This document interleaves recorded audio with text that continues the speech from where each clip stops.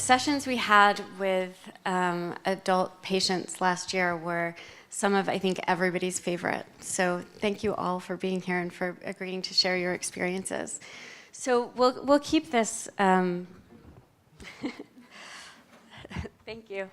We'll keep this really informal. What I'm going to do is ask each of our speakers just to introduce themselves and to give some background on how they were diagnosed and their background before their transplant, and then to tell us the 2 or 3 things they wish they'd known beforehand. And Veronica, for you, I'm really happy to have you here talking about the experience from having your twin sister go through it, and so both from her perspective and really importantly from yours as well. So Gabriel, let's start with you, and I'm gonna actually, can we hand that mic down? Okay, perfect. And then I'd love for all of you to feel free to jump in as well, have a conversation. So all right, go ahead. Hello, I'm Gabriel Migliorini. I'm 20 years old. I'm the first one to talk, much to my dismay. Me and my brother Guillermo are the two first people to have been diagnosed with DADA2 in Argentina, and I think I recall from South America. How I got diagnosed starts way back in 2012 when I started having a lot of mouth ulcers. Very repeatedly, they wouldn't let me eat, they wouldn't just let me speak, and they lasted longer every time. And we initially thought it was just a deficiency of C vitamin, and also the fact that when I was little, I had a herpes that went down to my esophagus. We just thought it was that. But my pediatrist had kind of gone off the face of the earth, so we went to a new pediatrist who sent us to do a check, like blood work. And that blood work came back with me having, neutropenia, low white blood cells, and everything. And she derived us to an immunologist, Dr. Ignacio Uriarte, who's probably going to be here later on today. His first diagnosis was a common variable immunodeficiency, but he saw that we had a history with my sister that had a red cell aplasia, I think it was. And she also had bone marrow failure. She didn't survive.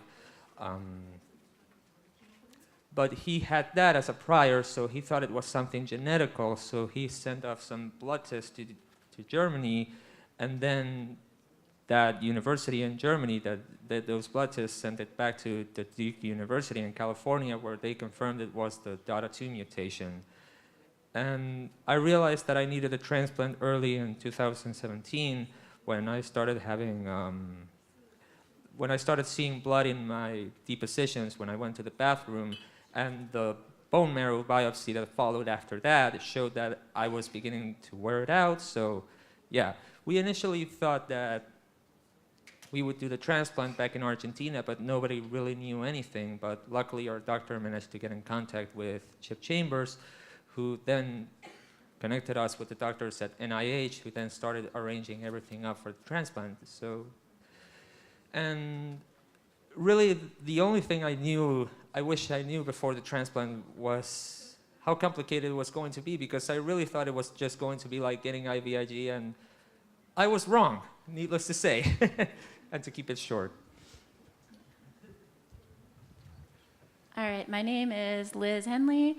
And I had my bone marrow transplant, before I was diagnosed with DADA2, so that was like after the fact. But my presenting stuff happened the moment I was born, essentially. I was sick all my life with a bunch of different things. I had pancreatitis, ITP, alopecia, a bunch of different stuff. I eventually had chronic pneumonia, like over and over again. And then the doctors gave me a pneumonia shot and were like, all right, you should be done after this, but I still got it. So then they did a complete workup and found that I was immunodeficient, and they diagnosed me with CVID and chronic neutropenia. So then they managed me on IVIG and Neupogen, and just did that for for a very long time until there were a lot of things that happened, but my T cells, they talked about earlier about lymphocytic infiltrates, and so that happened in my lungs. That happened in my spleen. I had to get my spleen removed. I had splenomegaly. It was like a 10-pound spleen. And then it eventually went to my bone marrow. And they tried to do a couple different chemotherapies to fix it, but it didn't work. So then they said you had to do a bone marrow transplant. And then my transplant, I don't know what yours was, but mine was an unrelated donor. Mine was an unrelated.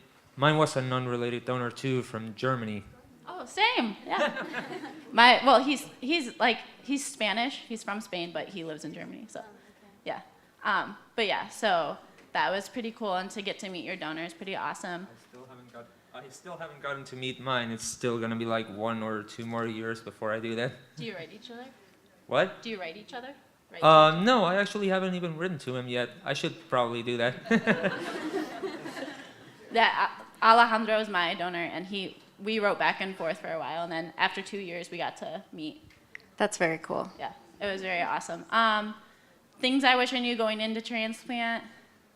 I wish it was like, my transplant went very well. My doctor said it was like the best in his like 30 years he's ever seen. So for me, I just wish I could have done it sooner, because I never knew what real energy felt like in my life. I was always tired. I'm sure you were too. Always tired, and I just like thought that was the normal. And now I'm like, even at my sickest days, I still feel like I have more energy than what I did before. So. Hi everyone, I'm Veronica. I'm from Italy. I have a twin sister, Anna Maria. Our story began when she was 2 years old. She had her first stroke, but the local hospital completely didn't understand what happened. 1 year later, the second stroke happened, and my parents decided to take her to Bessa in Milan. They understood it was a stroke, but even after years, we never understood why such a little girl, such a little baby, could have stroke. When I was 9 years old, I had my first. I clearly remember that day because it was during the night. That morning I didn't wake up, but I was able to listen to my father. He understood what happened, and he took me to Monza, San Gerardo. Once there, I had the few exams. Doctors told that I had the stroke. So since that day, let's say there have been the idea that it could be a DNA problem, so a genetic problem, genetic disease. We took a lot of exams, and we never received an explanation. So when we turned 13, we had neutropenia. We both had neutropenia, and I had my second stroke, even if I used cardioaspirin. When almost 2 years ago, we made the exam for EDA2, and we were positive to this. So luckily, we found the name of our disease. We were 22, 23. So we spent the major part of our life up to now without knowing what it was. And Anna's life was actually declining for the worst. And so August 2017, doctors in San Raffaele decided to start the path of transplant. She took it in February, middle of February. And actually it's not, it's a very hard path because you never know what's happening during the chemotherapy, during the day of the transplant. But actually, I can say that it was an emotional day because my family and Anna were in the room, the sterile room, where she spent 42 days, or 43 days in, so not that much actually, as expected. And that day was a special day because Anna's life would have changed, and it is. Anna's life has changed for the best. She's by far better than it was, for example, 1 year ago, where she had to go to the hospital 3 times a week to check for the exams. She had 0 white blood cells, even if she was taking steroids. And now she goes only once every 15 days. So I can say that also her social life would change, would improve. Everything takes its time. But I think that also the transplant path and the decision is a decision for life. And I'm very proud of this choice for Anna. And my family and I really, really learned a lot from this. We do thank the donor. We just know that she's Italian and she lives very closer to us, but we have no slightest idea who she is. She's a woman, and I think she has been very brave to give this small part of her. I heard that your donor has been from Germany, right? And I know that in Europe, Germany is the country where most people, is the country where, it's put in the culture of young people to donate. And while this doesn't happen in Italy, so most people don't know that you can donate your marrow bone. So it's also important, to spread out this idea. And a big idea came out from Hannah. She decided to start writing a book. She decided to do this in order to help raising funds for the Adult Foundation for research, and she's going on, let's say, and also to spread out the name of the disease, because the number is growing, but most probably there are many, many other people in other countries that don't know, that haven't the idea. So, Gabriel, you had 2 transplants, right? Can you talk about that a little bit? Pretty much the only thing that I can say about it is that, the failure of the first transplant was a whole ordeal. Remembering it all would scare a lot of people here. But yeah, it was very complicated. There were a lot of emotions, a lot of scary moments.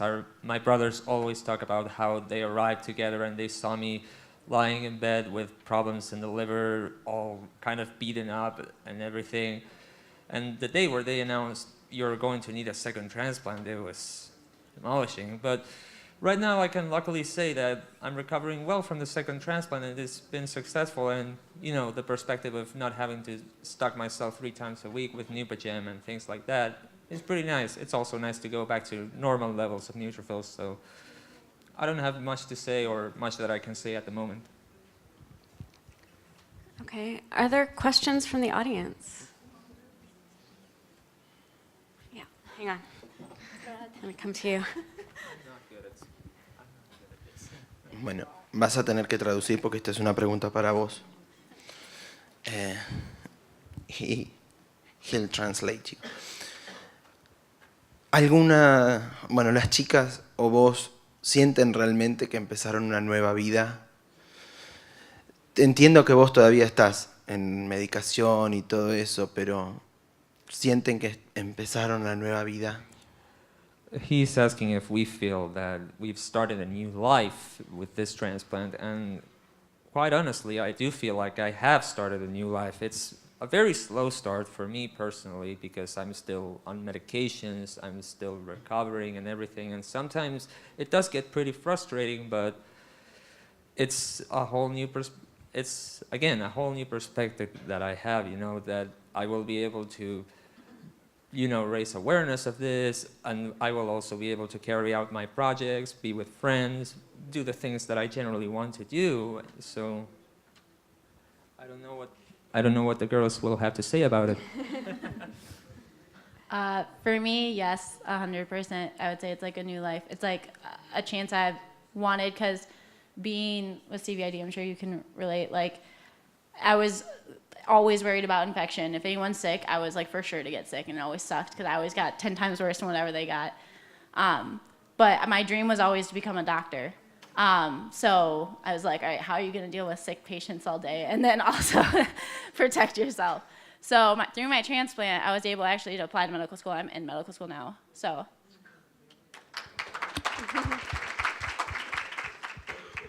Well, actually, I can share what they are saying for Anna.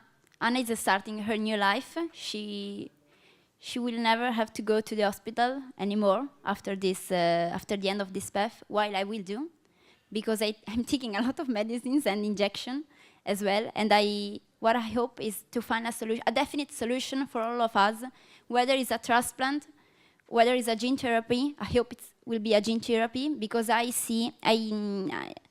My hospital is San Raffaele in Milano, and during the Hannah's transplant, I saw many people, many kids, also 3 months at the hospital because they had to do the gene therapy for the ADA1, so the other disease.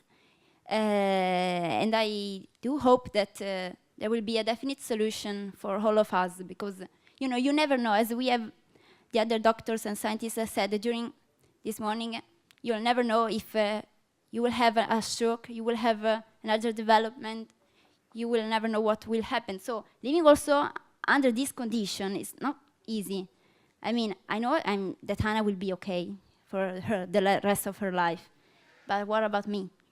This is what actually I sometimes ask to Maria Piacicalese, my doctor in San Raffaele. I can say that the role of the hospital and the role of the team is very important for people that have to take a transplant and for the family as well, and for patients also, because I feel safer now than, for example, what it was 2 years ago when I didn't have the idea why I had neutropenia, why I had strokes, vasculitis, and so on and so forth. So it's better to know, but I hope that we all will have a definite solution because this is what we need. Other questions? Liz, how are you now? Are you on any medications? Are you... Yes, I am on medication. Since I have neutropenia, since I was 13 years old, I take the growth factor GCSF injection. I take Embrel once a week. I take a lot of pills. Don't ask me what they are. Okay. And what else? I do the immunoglobulin. Okay. Once a month. Mm-hmm. And since I started immunoglobulin, I really saw improvement in my life because they really helped me. While I don't see a lot of, I don't see a lot of improvement, but maybe with Embrel, but maybe it works. I don't know if the exams that they should test. And yes, actually, I compare, as Anna compares her life with mine, I compare my life with my twin sister. Of course, it's natural. Sure. And it's harder for her, I admit.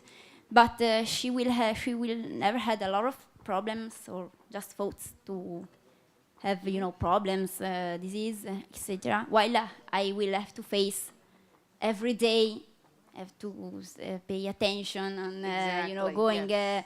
on the bus, going to the cinema, because since I do not produce neutrophils myself, the count is not that much, that high, let's say. So Okay. I take a lot of medicine. I know, but I meant, and Liz, how about you? After transplant? Yeah. So after transplant, I'm sure you can attest, there's so many medications you're on. But for me, personally, my transplant, like I said, my doctor said that he doesn't want me to advertise my transplant because he said it's was phenomenal. So he's like, don't give people unrealistic expectations. But my transplant day zero is because they say day negative, 14 is what I started at. That's when you start your chemo. Day zero is when you get your stem cells. And then after that is plus, so plus 1 day, plus whatever. You're supposed to get out of the hospital at plus 30. I got out of the hospital at plus 12. So that shows you how quickly I was progressing. So my medications I stopped soon after when I got married in May. So day plus 130, and I was off all medications, nothing. So you're nothing right now? Nothing right now. I'm almost 5 years now. In the end of January will be 5 years. Yeah. So probably within 6 months I was off everything. But like I said, I was just trying to show you the comparison. He just said I did really well on it. So not to expect that for everyone. Gabriel can tell you, it's not. Right. Yeah. But for myself right now, I think I can remember. I can make you the list by memory right now. I'm on prednisone, on tacrolimus, obviously anti-immunosuppressants because of graft versus host disease. So that's another thing to expect. And just pantoprazole, I guess, and other stuff. But yeah, relatively little. And the doctors are planning to go down on medication since they plan for my new immune system to come online, and because everything is moving in the right direction. Great. How many days are you? I'm not very good at math, but I got my transplant. The second one, on January 24th, so I'm 10 or 11 months out of it by now. I have a question. Sure. After the transplant, is other two enzyme levels normal, or how are they been affected? I mean, it's been repaired. The gene has been repaired, or I think what happens with the transplant is not that the gene is repaired. Like I still carry the gene, but the cells that come out of my new bone marrow are just not affected by it. So Yeah. My twin sister, I understand what you're asking. My twin sister Anna has taken the exam to see the level of the enzyme. This is what you are referring, right? Yes, it's 10. It's the normal level that a normal person, that a normal individual has, while I have 0. And my parents that are carrier have a 5. So actually, a transplant is aimed at, let's say, substitute your DNA with a well-functioning DNA. So Anna has still her, let's say, old DNA, the same of mine, but what is working is the donor DNA. So in the blood, she has the donor DNA. It's the blood of the donor. It's not, okay. Anybody else? Yes. So after transplant, is there any negative long-term effects, or everything's positive? I mean, as I mentioned previously, there is the graft versus host disease, which the doctors talked about if you're willing to like switch one thing for another, but it really depends because as time goes on, your body kind of adapts to it, or rather, the donor cells adapt to your body, and it probably should go away, but it varies from patient to patient, from what I've heard. But for the most part, no, there aren't any negative long-term effects. Okay, thank you. Yeah, I would say the same, at least for me. I didn't have any. I never had graft versus host either, so. I don't know. Did you have graft versus host? Yeah, I do, and I still kind of do.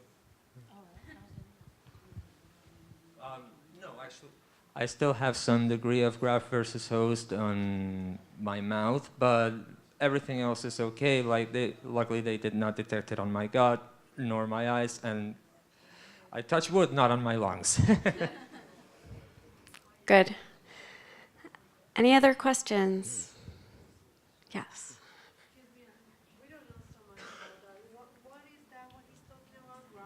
Graft versus host disease, basically what it means is that the donor's cells don't recognize your body, so they kind of interpret it as an external agent, so they can start attacking your organs, but again, it varies from patient to patient whether it happens or not. But after transplant, they usually just keep you on immunosuppressants just in case.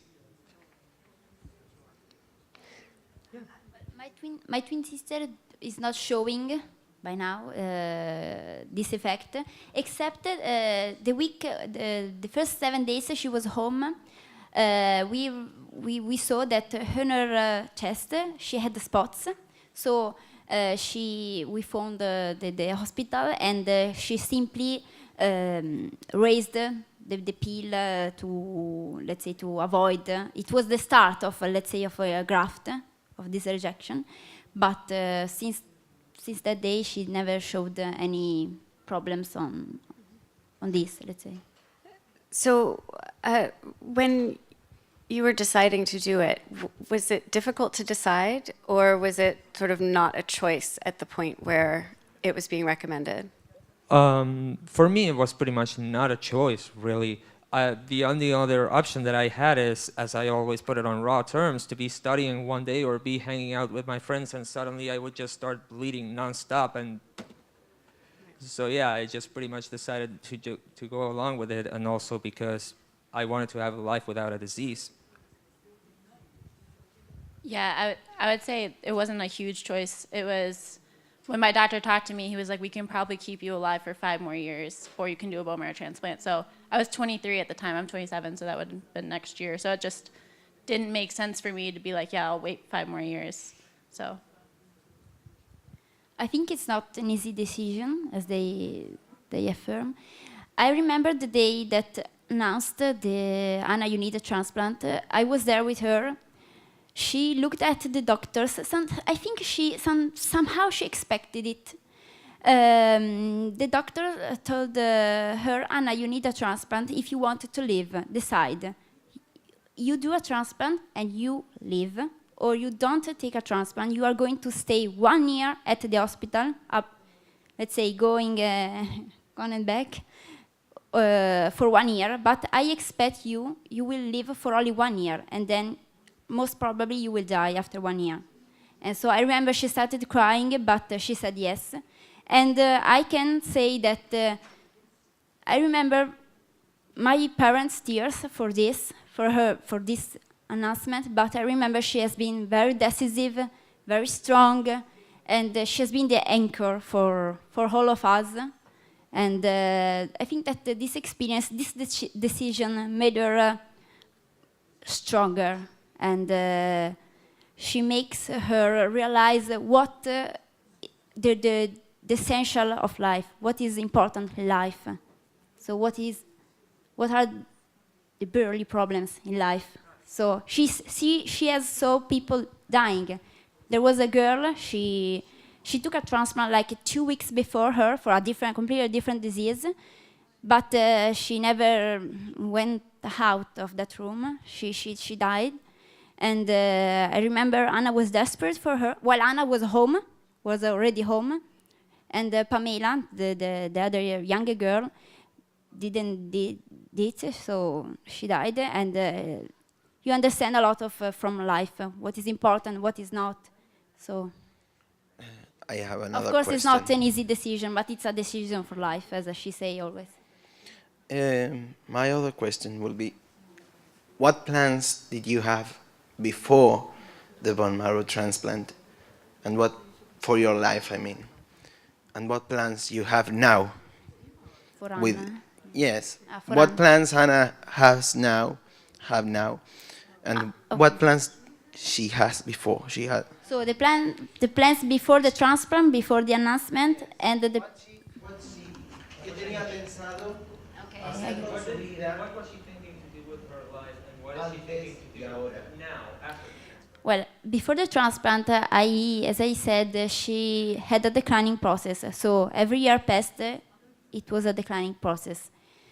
And so somehow she expected to have a transplant. Nowadays, well, before she actually lived her life as she could. She had a lot of limitations. She went very often to the first aid, at least once a month. And sometimes I go too. While nowadays she can plan her life, because I remember that, for example, university, you have certain dates where you have exams, but those days sometimes she had a high temperature, and so sometimes she went to take the exam, and sometimes she couldn't. So it's kind of a failure. It was a kind of failure for her, but of course we have always supported her in all of her choices. And nowadays she realized that she will do that. She will be fine. She will be able to travel freely, let's say, so without particular problems. Let's say she will go to university. She will start working, normal life, social life. So I think that now she has a positive view on her own life.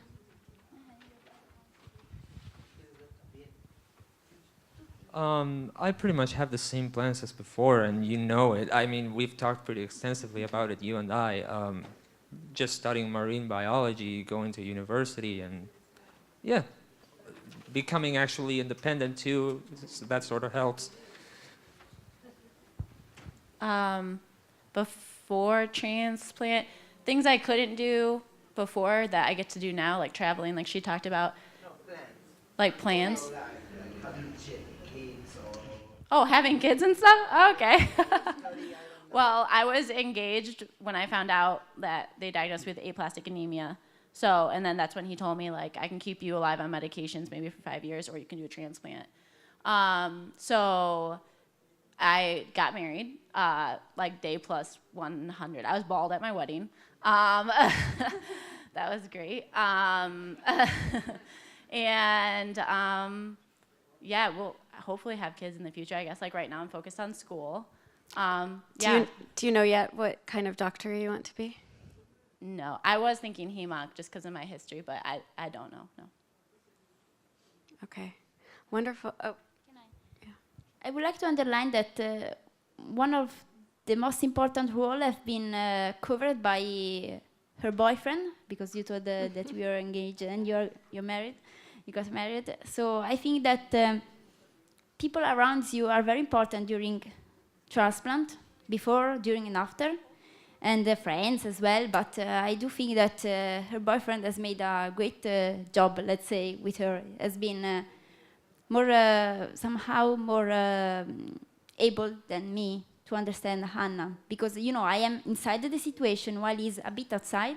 So I think people around you is very important. Anna needed to be supported in everything, and I hope Anna we have made a good job. I know that Anna is also connected. She's following us directly. So great.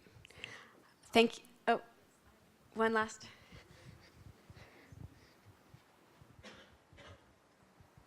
Yes, thank you very much. Shadi from Palestine wants to understand the level of neutropenia before the bone marrow transplant and after the bone marrow transplant. Thank you. Anna, before the transplant, were 0 with steroids, with the growth factor, with everything. So the level were so very, very low. And the doctors didn't know what to do except for transplant. Now she is around 4,000, 5,000, but she's still taking medicine to, let's say, to calm it down in order not to have a graft. So I think that in a few months, when she will stop with all the medicine, it will be around like a normal person, 6,000, 7,000. I know that also it depends from country to country, the level, but she was 0. I am 0 too if I do not take the injection, the growth factor. I go to 0.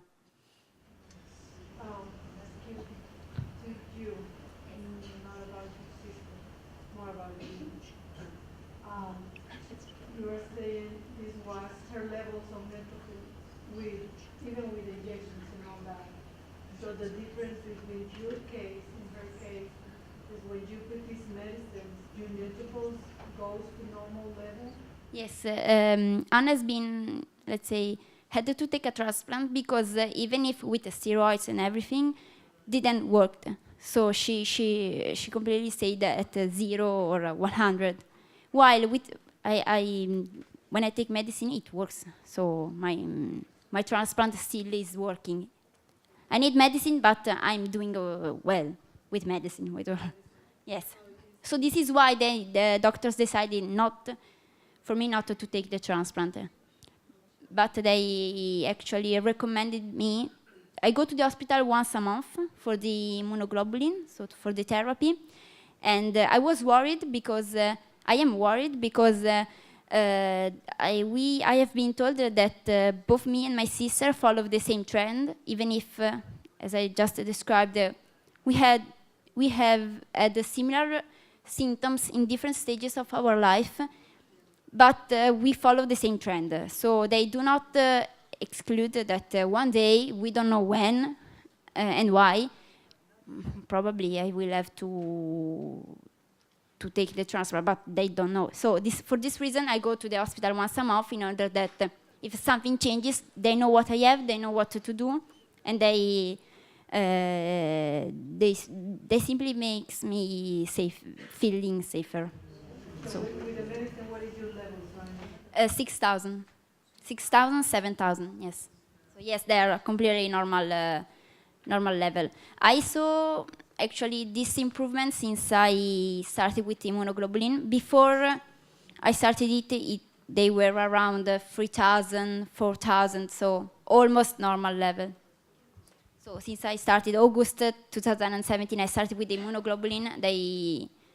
improved. I don't know if it's correlated or not, but I saw this improvement since I started immunoglobulin.